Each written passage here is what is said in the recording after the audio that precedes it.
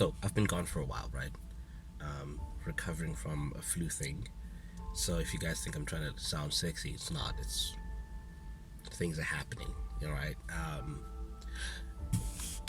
But funny enough, it actually kind of brought up a thought. I've been sitting on this for a bit though, called Habits of Grace, right? Habits of Grace. I'm going a little biblical on you guys today. We're going to draw some inspiration from it, right? From the good book. So I think it's in 2 Kings 11. It speaks about, in the springtime when kings would go off to war, David kind of sent his best boys, and usually he'd go with them, right? He'd be just like right in there with the gang, right? All armored up, looking flat, looking all fine and everything. But he was just like, you know what, this time I'm going to set it out. I think you guys got it. You guys are good, right? And it says in the springtime when the kings would go off to war, I think he sent like one of his guys, Joab, and he decided to stay at home, catch up on some Netflix, It's kind of, get a manicure, get a pedi, work on his, face care routine. I don't know, his skincare routine, but the boy stayed home. That says one night he got up from his bed because, he done watched everything that he could watch on Netflix, and he binge watched everything. And he takes a walk on his roof. Now, the boys live large. Like, none of us can walk on our roofs, guys. If you walk on our roofs, like, what are you doing? What are you doing on your roof? But if you got that kind of money that allows you to have a rooftop that you can walk on, then you're good. And the boy is good, and it does say in the scriptures that the boy is good looking too. So, he's a good looking dude with a good setup. And he walks towards he's walking on the roof. And when he looks, and he's just like, there's a lady taking a bath, right? And here's the catch, and her name is Bathsheba. I see what you did there, biblical writer, biblical scholar. Bathsheba, really? And she's taking a bath? Come on. And by the way, in Sesotho, it's, that last part of her name, so Bath, and then Sheba is spelled Sheba, Sheba. It says look, yeah? I think her parents knew that, like, when this child takes a bath, y'all gonna look. Okay, I'm digressing, but I just found it funny that her name was Bathsheba and she happened to be taking a bath when the boy decided to Sheba and look at her. But in any case, I digress. That's how I read the scriptures. That's how I read it. But habits of grace. Right, David, up until that time, he'd been going to war. Like, it was custom, it was standard practice. We're gonna go to war. We're gonna, war against the people that we're doing war against, because somebody's just like, hey, I feel like fighting you this spring, and you didn't give me a chance last spring to fight with you. Can we do it? You've been putting me off for 2 springs. And David's like, okay, fine. You guys can fight us. I'll send my boys through. Sorry, I can't make it. Right, I've got things to look at and take care of. Right, and right there, it says a little bit further down the scriptures that he actually sent somebody to go find out about it. He was like, nah, listen, I can't find her on my profile. Like, she's not on here. Why am I not finding her profile? I was like, let me use state resources to stalk. And he goes out and actually asks about it. And it's like, yo, who is she? And they're like, nah, she's Bathsheba. That's who it is. And this is who she is. She's the wife of Uriah.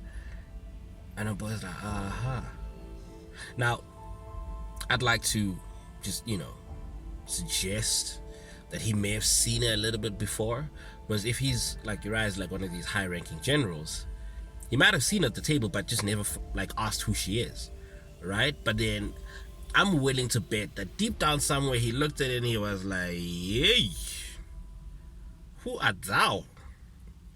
And he was like, "I want her." And sometimes the things that keep us most out of trouble is not that we're amazing. It's not that we're gifted and talented and disciplined. It's just that, no, the habits that we have put into place that have gotten us to positions that we're in are what literally stand between us and utter ruin. That's why I call them the habits of grace. The things, like you're in the position you're in right now, where you may have gotten the job that you were going after, like you were studying, you were diligent, and then you decide, man, I don't need to do that. Like, you were gymming, right? And your body was bodying, right? As you guys say these days, my body is bodying, right? And the body's looking like I've always been bodying. But in any case, and he decides, nah, man, I don't need to do that. Not this year. I'm gonna take a break. And it's at that moment when you're just like, man, I don't need to do this anymore. That's when disaster strikes, right?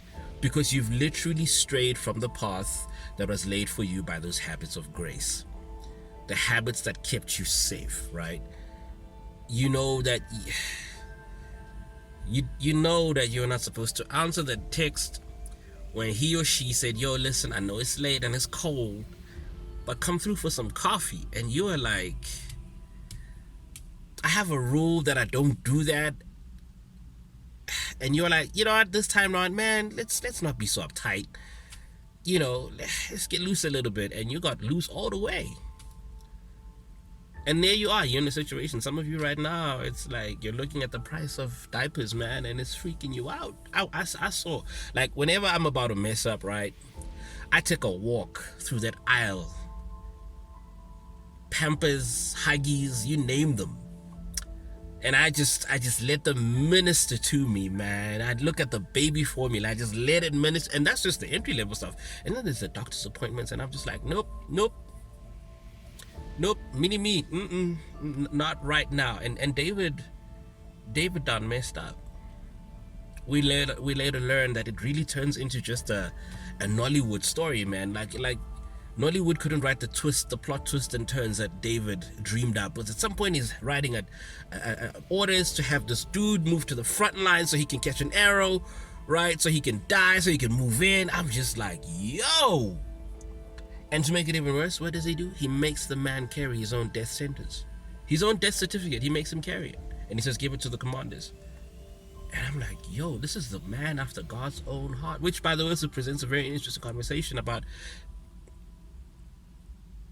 we should never venerate, because whenever you read about David, he seems flawless, right? And I think sometimes that actually applies even to people, right?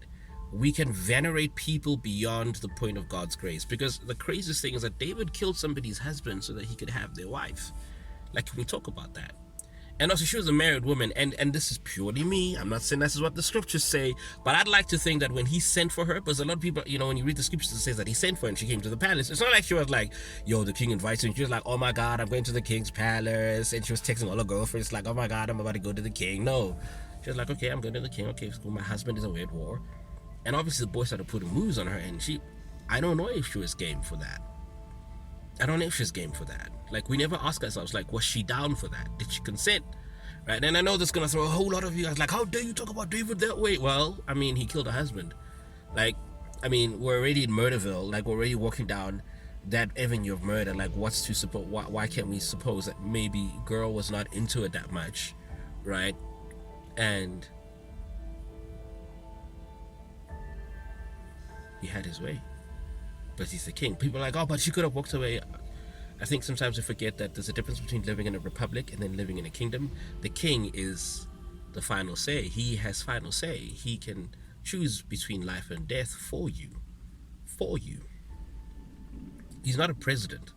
You don't get to be like, no, I'm going to decline him. No, when the king says you need to come over right now, you best come over, because he could literally be like, your whole life, yeah, I'm going to take all of that you have, I'm going to take it back. And it's just a mess. It's a royal mess, right? Pun intended. Just to lighten the mood. But like, how did it get here? At some point, I don't know what was going through David's mind, but he must have been sitting there going, how did we get here? I just killed somebody's husband so I could have her. And then the baby dies, which is crazy. She's already going through the fact that the husband is dead. Now my baby dead, right? I've got no one to go back to, right? Because people are like, well, why did she stay? In those days, really? My husband is dead. He was probably the sole provider and our protection. I've just lost a baby through an incident that I did not orchestrate. I was just taking a bath, right? And I'm looking at abject poverty from now on. That's why she stayed. But that's a whole conversation for another day. Habits of grace. When we abandon them, tragedy is following so shortly, like so closely behind. And tragedy can look like you just falling off your schedule. Like, for instance, I'll be honest with you, like, I didn't record anything last week. Like, I didn't. And it wasn't because, like, I know I'm recovering from this cold and whatever, but it wasn't that bad. Like there was a couple of days before it really got bad and I could have probably recorded and done something. And I abandoned that habit. And who's to tell the texts that I sent or the impact that it didn't have? And I'm not blowing my own horn thinking, my stuff, when it goes out there, it changes people's lives. Maybe it does, maybe it doesn't. But I also know that there's a responsibility that comes with being gifted to do what I do, right? To think the way that I think. You are gifted to think the way that you think, to see things the way that you see them, to speak to people the way that you speak to people. That's a gift, not for your entertainment. It's there for you to serve to serve mankind. And when we abandon and abdicate those positions, we walk away from the habits of grace, we tend to find ourselves in very interesting places and situations.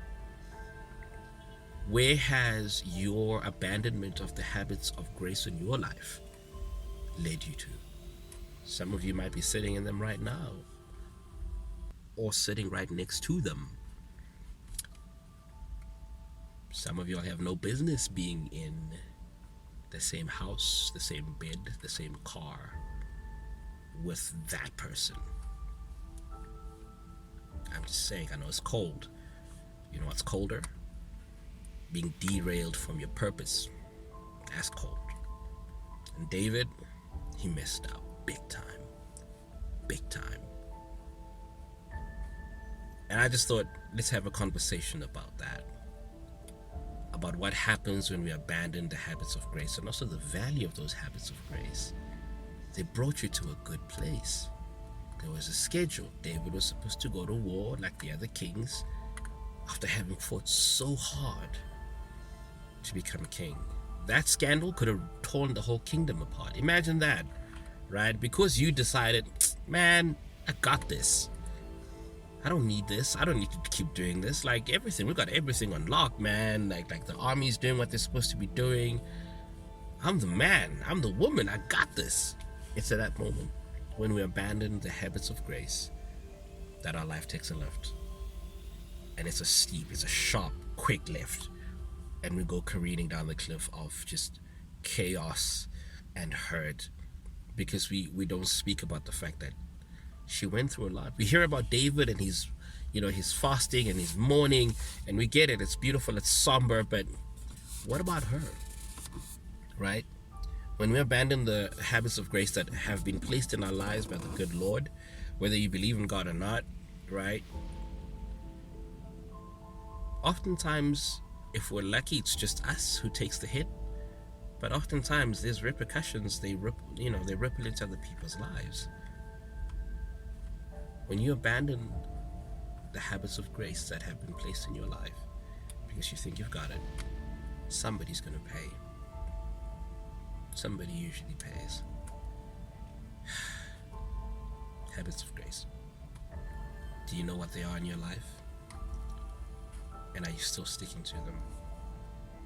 Or are you about to take a walk on the roof, see something that you were never meant to see, go after that which you were never meant to go after, tear apart a family, tear apart a community, tear apart that which is beautiful, because you was whiling, because you were whiling, because you got this. So I'm saying that the habits of grace that have put us in the beautiful positions that we're in right now, let's not abandon them. Habits of grace.